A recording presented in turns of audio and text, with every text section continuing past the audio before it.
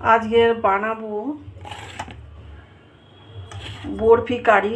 এটা কি নিয়েছি, এটা হচ্ছে বেসন, এটা হচ্ছে মাছের ডিম সেদ্ধ করা আছে, আর এটা হচ্ছে কর্নফ্লাওয়ার।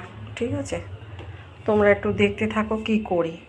দেখো, বেসনটা দিয়ে আমি ডিমগুলোকে ভালো করে পেস্ট করে নিয়েছি। এতে একটু লঙ্কার গুঁড়ো দিয়েছি, এটা একটু লাল লঙ্কার গুঁড়ো দিয়ে দিলাম। হ্যাঁ, এই লাল লঙ্কার গুঁড়ো একটু দিলাম, কাশ্মীরি লঙ্কার গুঁড়ো অল্প দিয়ে দিলাম একটু রং হওয়ার জন্য। আর এতে দেবো সামান্য একটু নুন, মিষ্টি একটু দিয়ে দেবো, আর দেবো অল্প একটু হিং।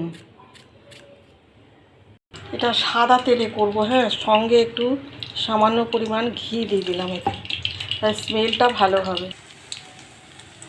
এবার এটা এই কর্নফ্লাওয়ারের মধ্যে এটাকে ডুবিয়ে নিয়ে এই যে ভাজতে দিয়েছি। এটা ছোট ছোট করে নিয়েছি হাতে, এবার কর্নফ্লাওয়ারের মধ্যে করে ডুবিয়ে এটা ভাজতে দিয়েছি। ঠিক আছে, কর্নফ্লাওয়ারে ডুবিয়ে নিলে কি হবে, এই যে ডিমগুলো ফেটে ফেটে চারদিকে হয়, যদিও বেসনে ওটা মাখা আছে কিন্তু হলেও ডিম ফেটে চারদিকে একটু বেরোয়।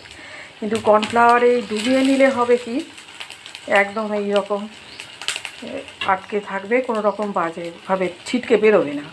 এই যে দেখো, বরফির মতো কেটে বের করে নিয়েছি।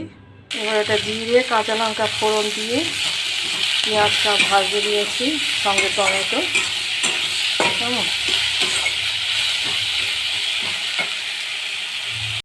এবার মশলাটা ফুটতে দিয়েছি। এটা ফুটে গ্রেভিটা একটু কমে এলে এতে ওই জিরে অল্প অল্প দেবে, বেশি দেবে না।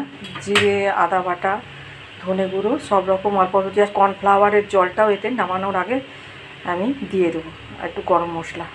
তো এই যখন দেবো বরফিগুলো তখন এই যে হলুদ, গরম মশলা সব দিয়ে দিয়েছি, সামান্য পরিমাণে একটু চিনি দিয়ে দিলাম। নামা রেডি হয়ে গেছে, দেখে নাও কেমন লাগছে। টেস্ট হয়েছে খুব ভালো। এবার তোমরা বলবে।